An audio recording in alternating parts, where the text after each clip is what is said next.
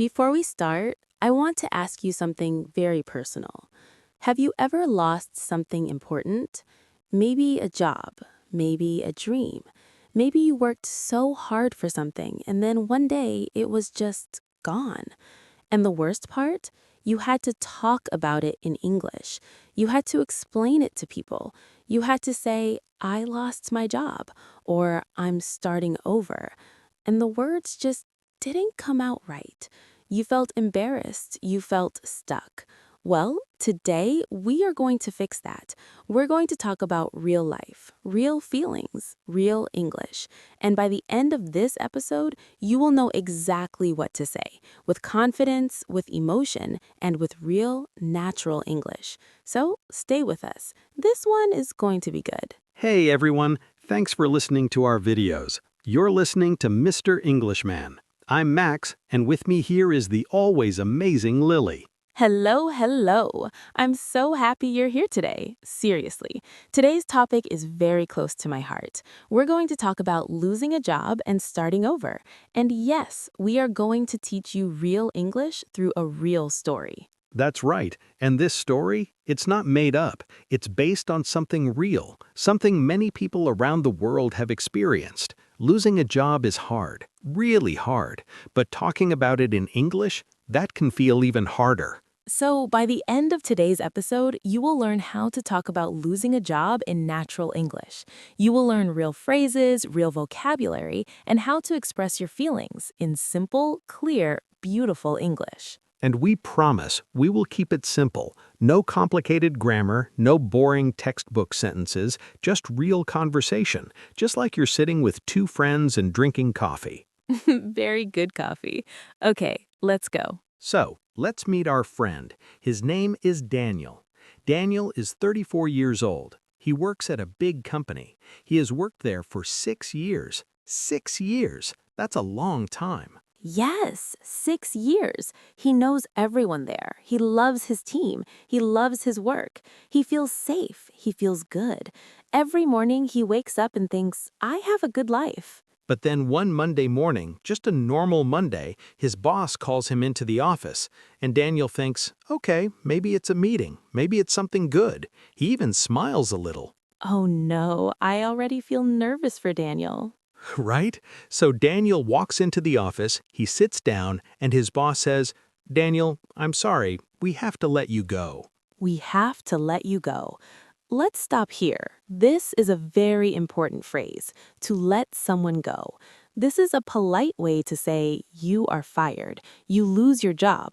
The company is saying goodbye to you. Exactly. In real life, companies often say let you go instead of you're fired because it sounds softer, more professional. But Daniel knows what it means. So how does Daniel feel? Let's learn some words. He feels shocked. S-H-O-C-K-E-D. Shocked. This means you didn't expect it. It's a big surprise, but not a good one. He also feels confused. Why is this happening? He did his work. He was a good employee. He feels lost, like he doesn't know what to do next. And he feels scared because now no job means no money, and no money means big problems. Key feelings: shocked, confused, lost, scared. Now, let's hear what Daniel says to his boss. He says, I understand, but can I ask why? Very simple, very polite. Even when you are sad, you can speak calmly. And the boss says the company is downsizing. Another important word, downsizing. D-O-W-N-S-I-Z-I-N-G. Downsizing means the company is getting smaller. They need fewer workers, so they cut jobs. It's not always about you. Sometimes a whole company has problems. Many people lose their jobs at the same time.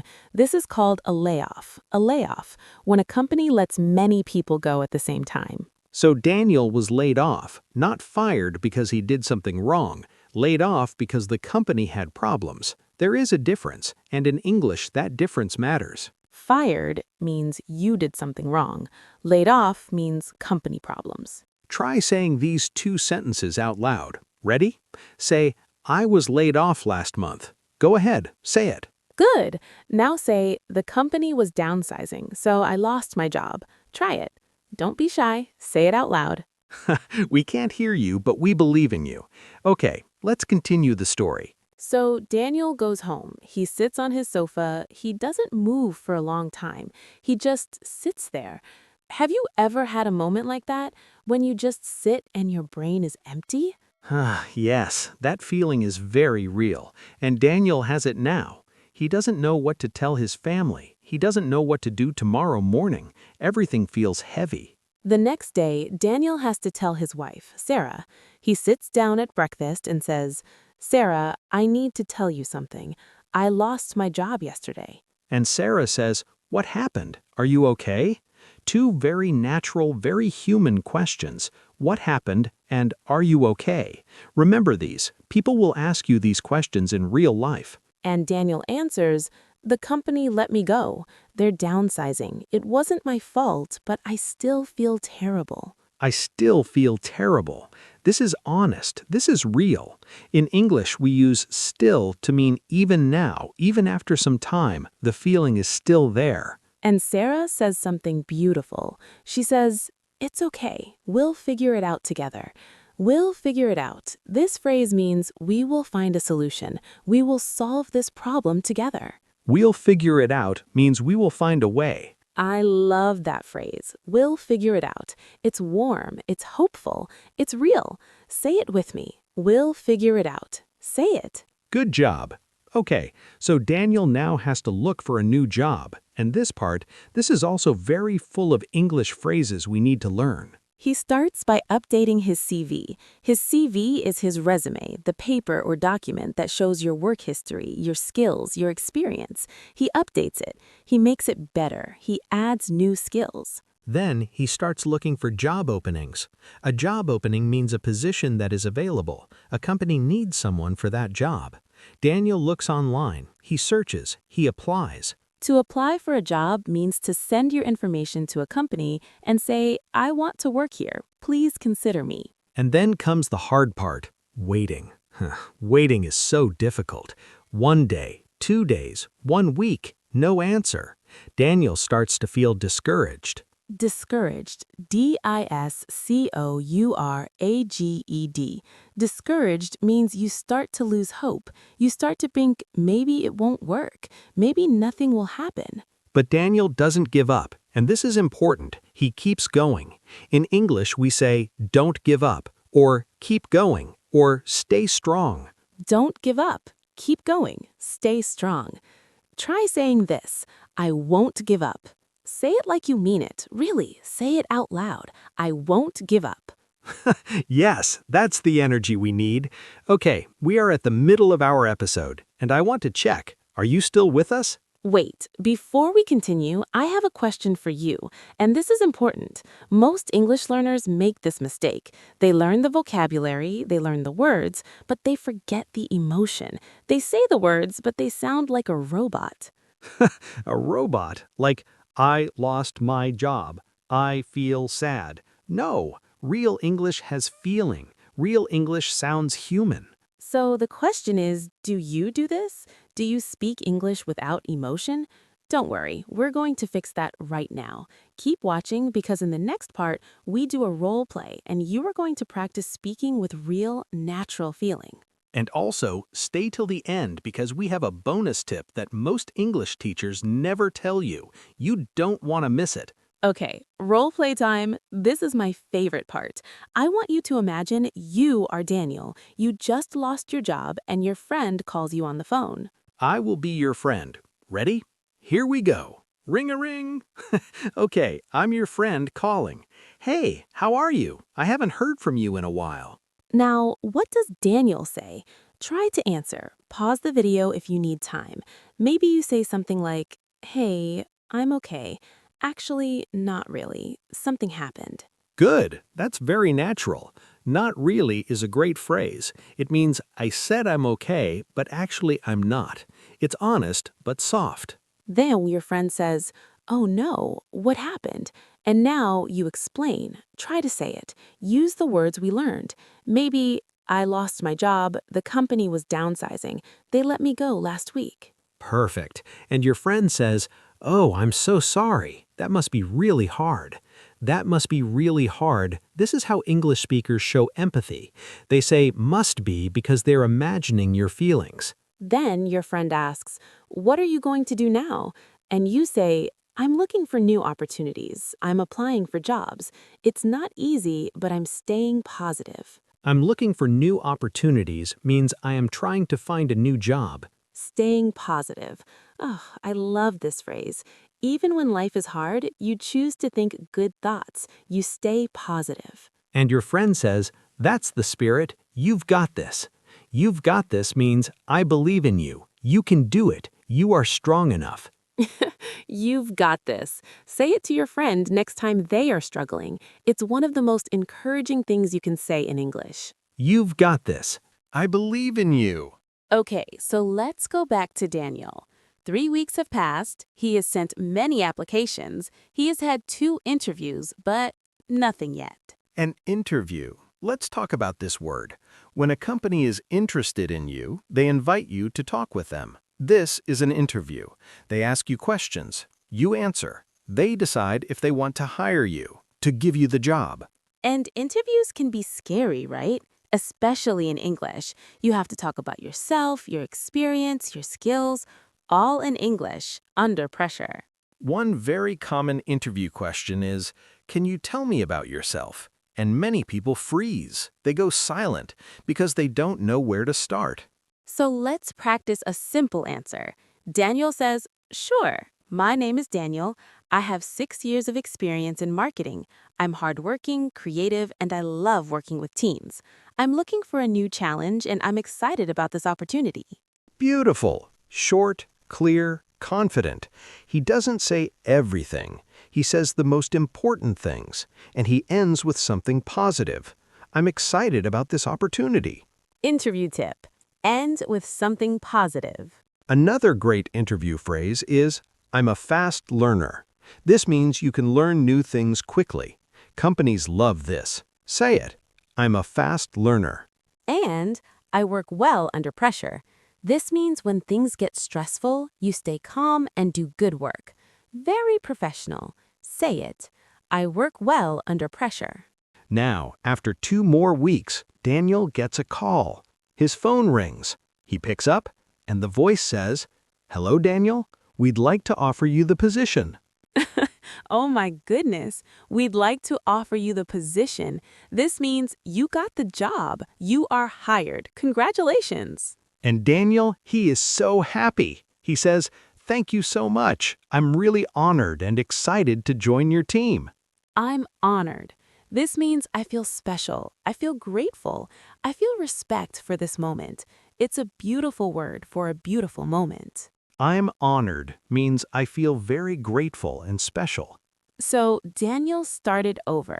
He lost his job. He felt shocked, confused, scared. He struggled. He waited. He tried. And then he found something new, something maybe even better. And this is the message of today's story. Starting over is hard. It is really, really hard. But it is possible. And you have the words now, the English words, to talk about every part of it. Okay, we are almost at the end, but don't go anywhere because we still have our recap, our bonus tip, and our challenge for you. Stay with us. The bonus tip is something most English teachers skip, but we think it's one of the most important things for speaking natural English. So hold on, it's coming very soon. Okay, let's review. Here are the key phrases from today. I'll say them and you repeat after me, okay? Ready? Let's go. Number 1, I was laid off. Say it. I was laid off. Great! This means I lost my job, but it was not my fault. The company had problems. Number 2, the company was downsizing. Say it. The company was downsizing. This means the company was getting smaller and needed fewer people.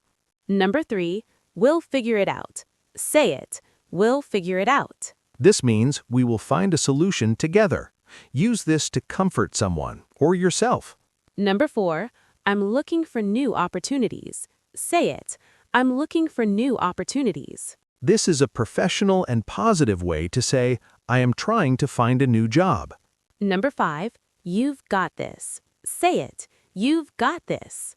Use this to encourage someone. Tell them, I believe in you. You are strong. Number 6, I'm a fast learner. Say it. I'm a fast learner. Use this in job interviews. Companies love to hear this. And number 7, I'm honored to join your team. Say it. I'm honored to join your team. Use this when you get a job offer. It sounds confident, warm, and professional. Here are 7 key phrases. Review them all. Okay, bonus tip time. Are you ready? Here it is. Most English learners practice words, but they don't practice feelings. And here is the secret. When you speak with feeling, people understand you better, even if your grammar is not perfect, even if you make small mistakes. Yes, this is so true. When Daniel said, I still feel terrible, the word still plus terrible together, that's emotion. That makes people feel it with him. That's real communication. So our bonus tip is this. When you practice English, don't just say the words, feel them. Put your heart into it. Speak like you mean it. Because language is not just about grammar, it's about connection. Max just gave us a whole life lesson right there. I try. Seriously, though, this is the difference between sounding like a textbook and sounding like a real person. And you are a real person, so speak like one. Now, a bonus tip. Speak with feeling, not just words. Okay, my friend, you made it to the end, and that tells us something about you. You are serious. You want to grow. You want to speak better English, and we are so proud of you for that. Today you learned how to talk about losing a job in natural English. You learned real phrases, real vocabulary, and real emotion. And you practiced with a role play, which means your brain is already working. Remember Daniel's story. He lost his job, he felt scared and confused, but he kept going. He used real words to talk about real feelings, and in the end, he started over. And so can you. Now here is your challenge. In the comments below, write one phrase from today that you will use or remember. Just one. It can be, you've got this, or we'll figure it out, or anything you liked. Write it down. This helps you remember it, and it helps us know what you love.